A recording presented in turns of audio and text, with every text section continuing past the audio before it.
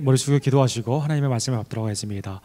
하나님 아버지 감사합니다. 방금 드린 찬양처럼 우리의 마음과 뜻과 정성을 다해 이 땅에 강림하신 예수 그리스도를 찬양 가운데 높여드리기를 간절히 원합니다. 주님이 이 땅에 나의 구원을 위해 오셨음을 다시 한번 깨닫고 기뻐하며 그 예수 그리스도를 증거하는 우리의 성탄절이 될 수 있도록 역사하여 주시옵소서. 예수 그리스도 이름으로 간절히 기도드립니다.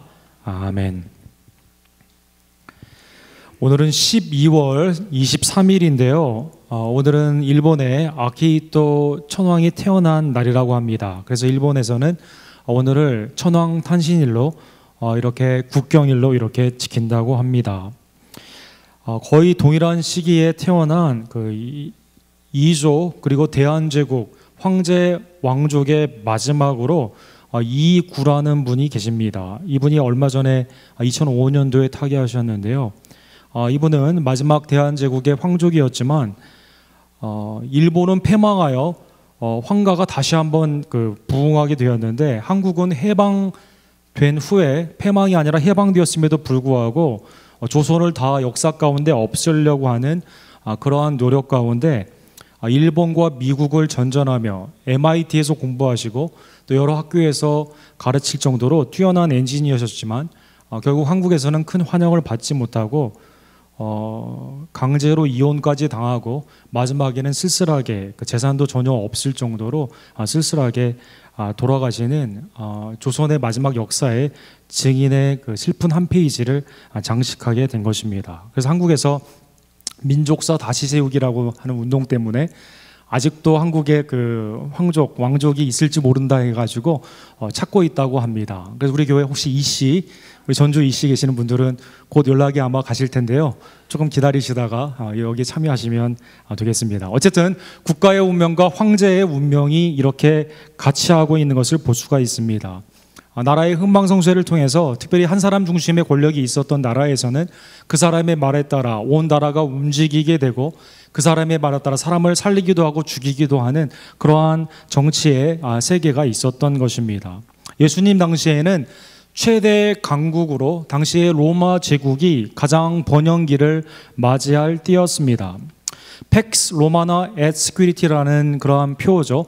로마의 평화와 로마의 안전이라는 그러한 뜻입니다. 식민지마다 안정과 평화, 북쪽에서 게르만, 또 동쪽에 있는 많은 이방인들, 또 남쪽으로부터 있는 여러 민족들 가운데 안정과 평화는 보장하되 그러나 반드시 세금은 내야 된다라고 해서 로마 가이사 아구스토의 얼굴이 찍혀 있는 동전에다가 팩스 로마나나 팩스 시큐리티라는 그러한 것을 쓰고 이렇게 로마를 숭상하도록 그들은 가르쳤던 것입니다. 오늘 본문 1절에 보면 가이사 아구스토가 새로운 명령을 내립니다. 그것은 로마에 필요한 안정과 평화는 너희에게 보장해 주지만 너희가 고향으로 가서 꼭 호적을 정리하여 로마에 세금을 내라라는 것입니다. 그래서 이 사람의 한마디 말로 말미암아 모든 사람들이 고향에 가서 호적을 정리해야 되는 그러한 일이 생기게 된 것입니다. 법과 세금, 로마에서 가장 잘한 정치의 그러한 지도력인데요. 거기에 영향이 나사렛 갈릴리에 살고 있는 요셉의 가정에도 미치게 된 것입니다. 요셉의 고향은 사실은 다윗의 후손이기 때문에 예루살렘에서 약 15마일 떨어진 베들레헴입니다. 그런데 그가 실제로 지금 살고 있는 것은 저 위에 갈릴리 호수가 보이죠. 나사렛 갈릴리에서 그는 살고 있었던 것입니다. 바로 직접 오게 되면 사마리아를 지나게 되기 때문에 당시 많은 사람들이 이용하였던 킹스 하이웨이라고 불리우듯이 오른쪽으로 꺾은 다음에 요단의 그 길을 쭉 내려온 다음에 다시 꺾게 되는 약 90마일의 그 길을 이제 만삭이 된 아내와 더불어 이렇게 내려오게 된 것입니다. 가이사 아구스토는 아마 이것은 황제의 권력으로 생각했을지 모르겠지만 그러나 이것은 놀랍게도 구약의 약속을 이루는 것입니다. 메시아가 어디에서 태어나느냐? 미가서 5장 2절에 보면 베들레헴 다윗의 집에서 태어난다라고 말을 했는데요. 이 놀랍게도 세상 권력의 명령이 하나님의 말씀의 언약의 성취로 도구로 쓰임을 받게 된 것입니다. 그런데 그 90마일의 길을 여러분 상상해 보시기 바랍니다. 만삭이 된 그 마리아가 나귀에 이제 실려서 90마일을 내려오는 그 길. 이제 그 영화 여러분 네이비티라는 영화가 있었죠. 네이비티라는 영화를 보시면 거기에 보면 여러 가지 이제 이때 있었던 일들을 재현하고 있는데요. 만삭이 된 사람이 나귀에 몸을 싣고 갈 수 있는 거리가 하루에 약 10마일 정도 가량 된다고 합니다. 자주 쉬어야 되고 아이를 위해서 여러 가지 살펴야 되기 때문에 그렇다고 하죠. 또 이때 요셉뿐만 아니라 많은 사람들이 여행길에 올랐을 텐데요. 여기에 여러 가지 상상들이 나오게 되죠. 사람들이 요셉에게 묻게 됩니다. 당신 아내 임신했다고 축하한다고 하니까 언제 임신하게 됐냐? 그러니까 나 잘 모른다고. 사실은 약혼 관계라고. 아니 스캔들이 일어나게 된 거죠. 어떻게 약혼 관계에 임신을 했을까? 그럼 누구 아들이냐? 라고 사람들이 물어보니까 성령으로 잉태하여 하나님의 아들을 낳게 됐다고. 그 사람들이 이게 무슨 소리냐, 정신이 이상한 사람이라고. 그래서 이제 여행을 쭉 하는 그 과정들이 이렇게 나와 있죠. 아직 결혼하지 않은 상태에서 만삭이 된 약혼자 마리아를 이제 90마일의 그 길을 끌고 이제 다윗의 성인 베들레헴에 그들은 가게 된 것입니다. 거기에 해산할 날이 이르러 드디어 아이를 낳게 되었습니다. 그런데 임산부에게 먼저 자리를 내어줘야 되는데요. 오늘 7절에 보니까요, 첫 아들, 예수님의 동생들이 많이 있죠. 예수님이 마리아의 우음에서 처음으로 태어난 아들인데요.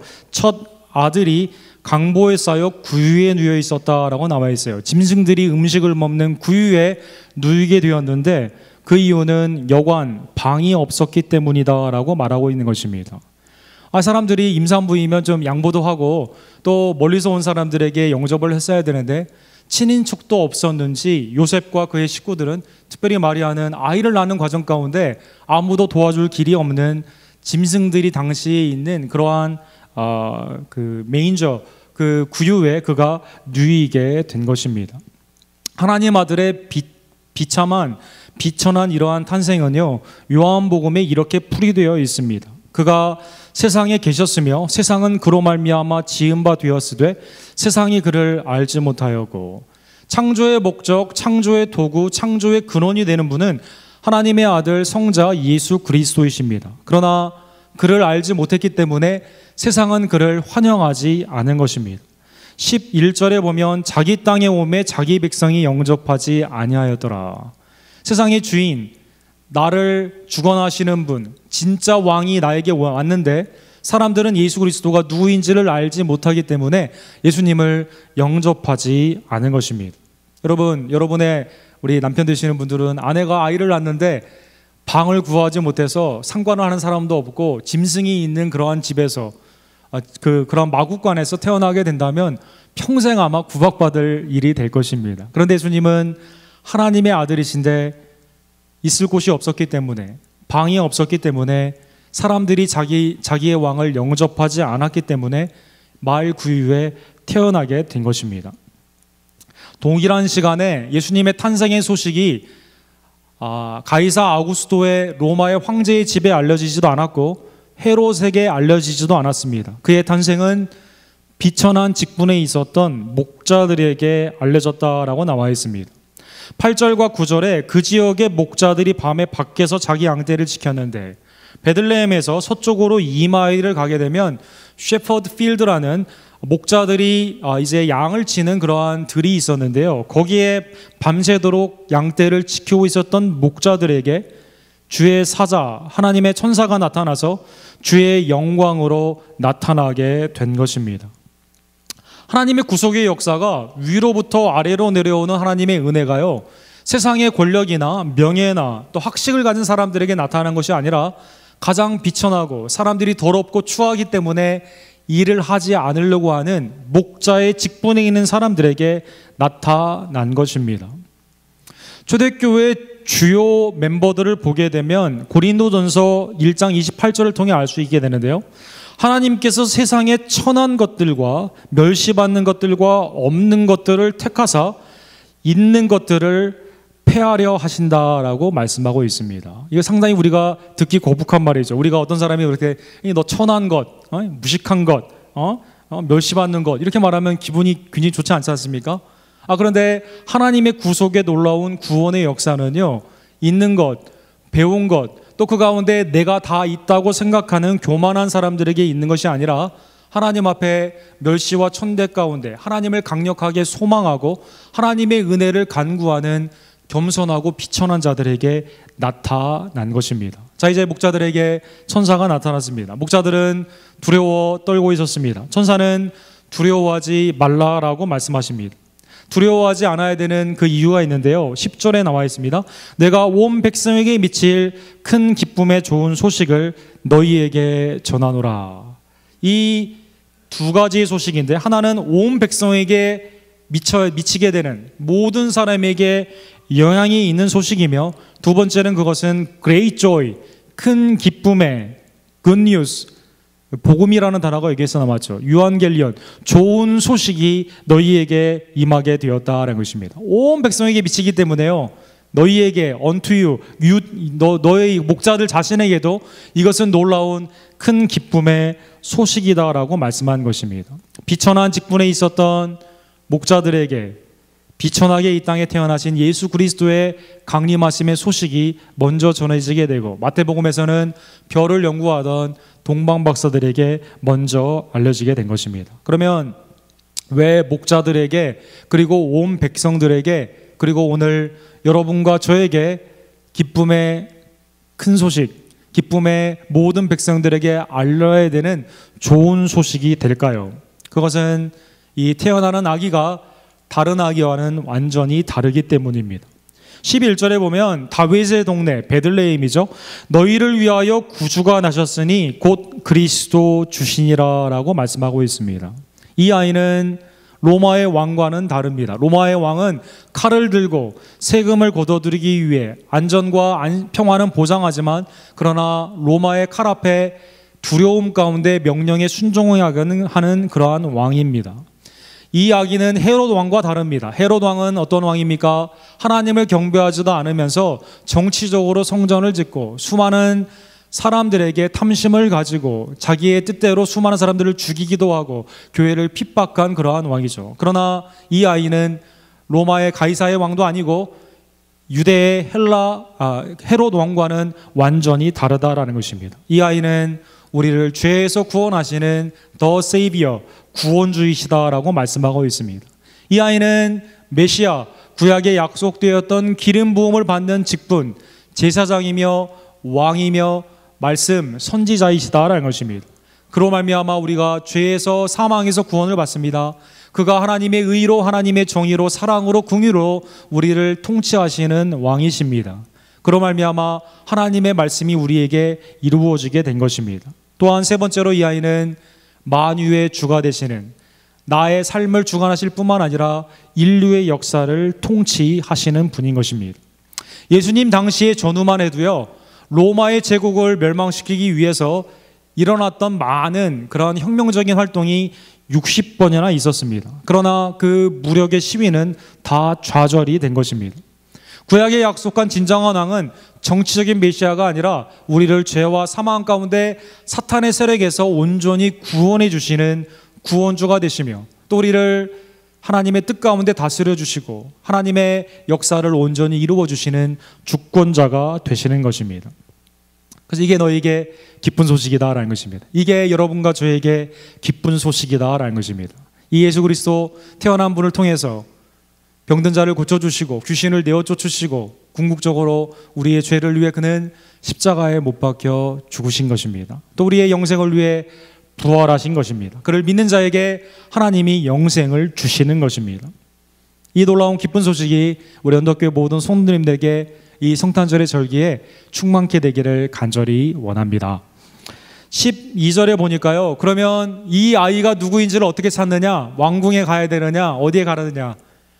놀랍게도 천사는요, 너희가 가서 강보에 쌓여 구유에 누워 있는 아기를 보리니 이것이 너희에게 표적이다라고 말씀하고 있습니다. 하나님이 사인을 주시는데 이 땅에 강림하신 구원주, 하나님의 그리스도 메시아, 하나님의 주가 되시는 그분이 바로 구유에 누워 계시다라는 것입니다. 빌립보서 2장 7절과 8절에 보면 하나님과 본체가 같으신 하나님 예수 그리스도께서는 자기를 비우시고 이 땅에 낮아지셨습니다. 어디까지 낮아지셨습니까?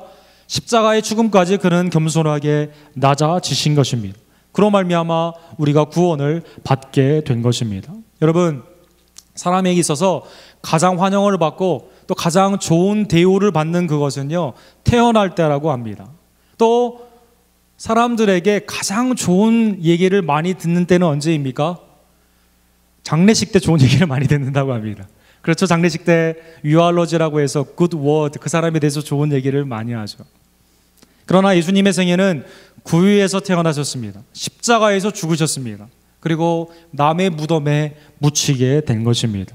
구유가 왜 이 땅에 강림하신 구원주 하나님의 그리스도 만유의 주의 증거가 됩니까? 이 왕은 여느 다른 왕과는 다르다라는 것입니다.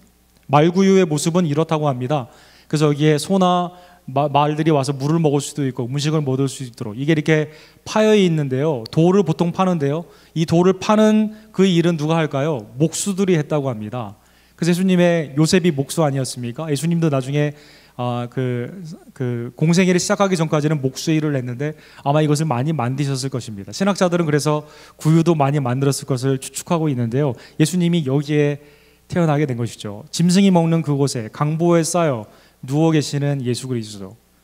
그분은 이 땅에 살아가면서 공중에 나는 새도 집이 있고 여우도 굴이 있는데 인자는 머리 둘 곳이 없도다라고 나그네의 삶을 사셨습니다. 그분은 온몸이 옷을 벗기시고 온몸이 책찍에 맞으시며 창에 찔림으로 십자가에 못 박혀 죽으신 것입니다. 그분을 장사할 아무런 사람이 없었기 때문에 또 그분을 묻어둘 사람이 없었기 때문에 아리마대 요셉이 빌라도에게 시체를 가져다가 자기 무덤에 묻게 한 것입니다. 이 예수님, 이 땅에 낮아진 자로 강림하신 그 예수님, 왕이시지만 왕의 대우를 요구하지 아니하시고 우리를 위해 생명을 내어주신 그분이 진정으로 로마의 가이사 아구스토가 아니라 헤로드 왕이 아니라 우리의 참 왕이셨다라는 것입니다. 사랑하는 성도 여러분, 이 예수 그리스도를 영접하는 자에게 하나님이 놀라운 은총을 허락하여 주십니다. 오늘 14절에 보면 천사는 이렇게 말을 해요. 지극히 높으신 곳에서는 하나님께 영광이요 땅에서는 하나님이 기뻐하시는 사람들 중에 평화로다라고 말씀하고 있습니다. 동일한 내용의 찬양이 예수님이 예루살렘의 왕으로 입성하실 때 사람들이 그 찬양으로 올려드렸죠. 하늘에는 영광이고 땅에는 하나님의 믿는 자들에게 기뻐하시는 자들에게 평강이 이루게 되는 것입니다. 우리 한국이 낳은 바울 신학의 대가 중에 그 대표적인 분이 김세윤 교수님이라고 계십니다. 플로에서 신학대학교 학장을 오래 하시다가 작년에 은퇴하셨는데요. 이분이 쓴 저서 중에 그리스도와 가이사라는 역저가 있습니다. 세상에 있는 사람들은 대통령이랄지 왕이랄지 지도자를 통해서 정치적인 메시아, 나를 구원해 주기를 원하고요. 그를 지지하기도 합니다. 그러나 매번 느껴지는 건 무엇입니까? 세상의 왕이나 세상의 권력이 나의 삶을 바꾸지 못하는 것을 깨닫게 된다는 것이죠. 이스라엘에게 있어서 이스라엘을 다시 회복시키는 메시아로서의 정치적인 메시아로서 이스라엘은 고대했지만 그러나 하나님께서는 놀랍게도 정치적인 메시아가 아니라 근본적인 죄와 사망에서 구원하시는 메시아 예수 그리스도를 우리에게 주셨다라는 것입니다. 그래서 로마가 그토록 강조하던 가이사가 그토록 강조하던 평화와 안전, 팍스와 스퀴리타스는 로마의 왕으로 오는 게 아닙니다. 우리 마음 가운데 있는 심령의 안식, 우리 삶 가운데 있는 진정한 평화는 죄와 사망에서 구원받아야만 우리가 온전히 누릴 수 있다라는 것입니다. 기독교인들은 정치적인 메시아를 기다리지 않습니다.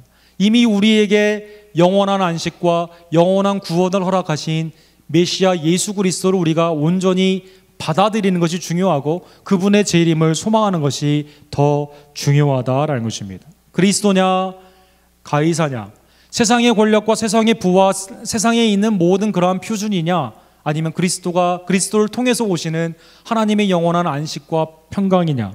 오늘 천사들은 하나님이 기뻐하시는 사람들에게 진정한 평화, 로마의 평화가 아니라 죄와 사망에서 구원하시는 평화가 누구를 통해? 이 아이를 통해 이루어지게 된다라고 선포한 것입니다. 사랑하는 성도 여러분, 이 크리스마스에 이 땅에 우리의 구원을 위해 강림하신 예수 그리스도를 온전히 바라보기를 간절히 원합니다. 세상의 어떠한 곳에서 또 무엇을 갖게 되면, 누구를 만나게 되면 나에게 평강이 있겠다는 헛된 망상을 버리시고 그리스도, 우리에게 이미 구유에 강림하시고 나그네의 삶을 사시고 십자가에 못 박혀 죽으신 그리스도께 마음을 두는 그러한 성탄절이 되기를 주님의 이름으로 간절히 축원합니다. 목자들은 이제 그 소식을 받았습니다. 소식을 받고 목자들은 20절에 보니까 그곳에 급히 간 모습이 나와 있습니다. 자기들에게 이르던 바와 같이 듣고 본 그 모든 것으로 인하여 하나님께 영광을 돌리고 찬송하며 돌아가니라 라고 말씀하고 있습니다. 그래서 카라바지오의 유명한 그림이 있죠. 구유의 마리아의 품에 안긴 그곳의 목자들이 하나님께 찬양으로 영광을 돌리는 그러한 것이 있습니다. 퓨 포럼이라고 여러 서베이를 하는 분들이 있는데요. 크리스마스 때 좋아하는 인물들이 있고 싫어하는 인물들이 있는데요. 우리 히스패닉 어린이들에게 서베이가 한 번 있었는데, 히스패닉 어린이들에게 성탄절의 넘버1 피겨는요, 동방박사라고 합니다. 동방박사. 예수님께 선물을 드렸던 동방박사가요, 산타가 아니라 동방박사가 자기에게 선물을 준다는 생각으로 그러한 좀 잘못된 그러한 것들이 전통적으로 굳어져서 동방박사를 아이들은 좋아한다고 합니다. 그런데 목자들은 싫어한다고 합니다. 목자들은 선물을 예수님께 가져가지 않았기 때문에 싫어한다고 합니다. 근데 여기 보면 선물을 가져간 건 내용은 없지만 그 말씀을 바로 듣고 가서 하나님을 찬양한 것입니다. 하나님이 약속하신 그 메시아, 좋은 소식, 온 백성에 미치시는 그 놀라운 소식을 그대로 듣고 실제 가보니 구유의 예수님이 누워 계신 것입니다. 그래서 하나님께 영광을 돌리고 찬송하며 나아간 것입니다. 사랑하는 성도 여러분, 성탄절의 주인공이 되시고 하나님 우리에게 주신 가장 위대한 선물인 예수 그리스도께 집중하는 우리의 심령이 되기를 간절히 원합니다. 미국에서 가장 큰 성탄절의 축제는요, 미네소타의 둘로스라는 곳에서 있다고 합니다. 여기에 왼쪽에 보이는 성탄 추리가요, 세계에서 가장 큰 성탄 추리라고 하더라고요. 15만 개의 전등이 달려 있고 약 88m에 달하는 그러한 성탄절에 축하하는 이 내용이 해마다 약 20만에서 25만 명의 관광객들을 끌어들이고 빛의 축제를 이렇게 한다고 합니다. 그런데 여기에 젠 코르스키라는 목사님이요, 3년 전부터 목에다가 예수 그리스도를 경배해야 됩니다, 하나님의 아들 예수님을 믿어야 됩니다라는 것으로 복음을 이 사람들에게 이렇게 전했다고 합니다. 그런데 이 복음을 전하게 되니까 시에서 이 목사님에게 왜 여기 와서 이 복음을 전파하느냐, 전파하지 말라고 수를 걸어가지고요, 이게 수프림 코트까지 올라가게 되었습니다.